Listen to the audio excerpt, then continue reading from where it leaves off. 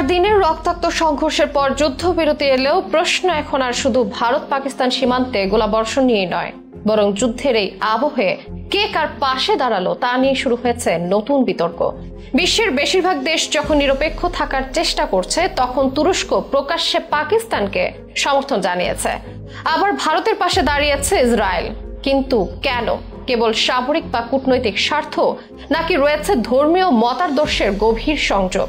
কেন এরদোয়ান কাশ্মীরকে ইসলামী ইস্যু বলে তুলে ধরেন? তবে কি সৌদি আরবের ছায়া এড়িয়ে তুরস্ক দিনে দিনে ইসলামী নেতৃত্বে আধিপত্য চায়?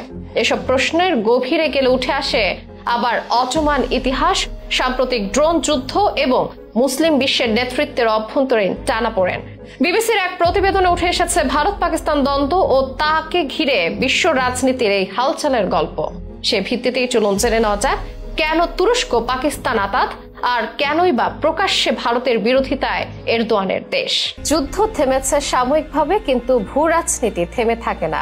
ভারত এবং পাকিস্তানের সাম্প্রতিক সংঘর্ষে যেমন অস্ত্রের ঝনঝনানি ছিল, তেমনি ছিল কূটনৈতিক অবস্থাগুলোর কড়া বাটা। এবং এখানে স্পষ্ট হয়ে ওঠে তুরস্কের ভূমিকা। তুরস্কের প্রেসিডেন্ট রিসেপ তাইপ এরদোয়ান পাকিস্তানকে ভাতৃপ্রতিম রাষ্ট্র বলে দিয়ে আখ্যা প্রকাশ্যে দোয়া করেছেন তাদের জন্য। একই সময় পাকিস্তানে পৌঁছেছে তুর্কি বিমান এবং যুদ্ধ জাহাজ, যা বন্ধুত্বের নিদর্শন বলে উল্লেখ করলেও এর প্রতীকী বার্তা ভারতের কাছে যথেষ্ট স্পষ্ট। ভারত অভিযোগ করেছে তুরস্কের ড্রোন ব্যবহার করে পাকিস্তান হামলা চালিয়েছে, আর পাকিস্তান বলছে ভারত ইসরায়েলের ড্রোনে আঘাত হেনেছে। বিশ্ব যখন সংঘর্ষ এড়িয়ে স্থিতিশীলতার পক্ষে কথা বলছে, তখন তুরস্ক এবং ইসরায়েলের পক্ষ নেওয়া যেন এক নতুন ভূকূটনৈতিক বাস্তবতার ইঙ্গিত। এই অবস্থান যদিও হঠাৎ নয়, বরং তুরস্ক পাকিস্তান সম্পর্কের ভিত্তি অনেক পুরনো। 1950-এর দশক থেকে এই সম্পর্ক শুরু হলেও একে মতাদর্শিক এবং ধর্মীয় বন্ধনে গেঁথে দিয়েছেন এরদোয়ান। ইসলামী ইস্যুতে তার সোচ্চার ভূমিকা তাকে মুসলিম বিশ্বের একজন অল্টারনেটিভ নেতা হিসেবে প্রতিষ্ঠা দিতে চায়। তালমিজ আহমেদ, সৌদি আরবে ভারতের সাবেক রাষ্ট্রদূত, তিনি বলেন পাকিস্তানের সাথে তুরস্কের নিরাপত্তা এবং সামরিক সহযোগিতা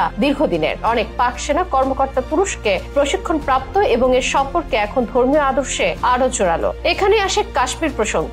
এরদোয়ান কাশ্মীর ইস্যুকে বারবার মুসলিমদের অধিকার সংকট হিসেবে তুলে ধরেছেন। এর মাধ্যমে তিনি একদিকে ভারতকে চাপে ফেলেছেন, অন্যদিকে পাকিস্তানের বিশ্বমঞ্চে অবস্থান মজবুত করেছেন। অন্যদিকে সৌদি আরব এই ইস্যুতে বরাবরই সতর্ক, কারণ ওআইসি তথা ইসলামিক সহযোগিতা সংস্থার নেতৃত্বে রয়েছে সৌদি এবং ভারত ও পাকিস্তান দুজনের সাথেই তাদের সম্পর্ক গুরুত্বপূর্ণ। কিন্তু এরদোয়ান একবার চেয়েছিলেন বিকল্প একটি ইসলামী ফোরাম গঠন করতে, যেখানে মালয়েশিয়া, ইরান এবং পাকিস্তানকে নিয়ে নতুন বলয় তৈরির চেষ্টা হয়। যদিও সৌদি আরবের চাপে পাকিস্তান সেই বৈঠকে যোগ দেয়নি, তুরস্কের ইসলামী নেতৃত্বের উচ্চাশা এবং পাকিস্তানের একমাত্র মুসলিম পারমাণবিক শক্তি হিসেবে গুরুত্ব, এই দুয়ে মিলে তৈরি হয়েছে এই কৌশলগত বন্ধুত্ব। প্রশ্ন হলো ভারত কিভাবে দেখছে বিষয়টি। তুরস্কের সাথে ভারতের সম্পর্ক এমনিতেই উষ্ণ নয়। নরেন্দ্র মোদী আজও পর্যন্ত কোন সরকারি সফরে তুরস্ক যায়নি, আর কাশ্মীর ইস্যুতে এরদোয়ানের মন্তব্যে ভারতের কূটনৈতিক প্রতিক্রিয়া ছিল দৃঢ়। তবে তালমিজ আহমেদের মতে তুরস্কের এই অবস্থান ভারতকে অস্বস্তিতে ফেললেও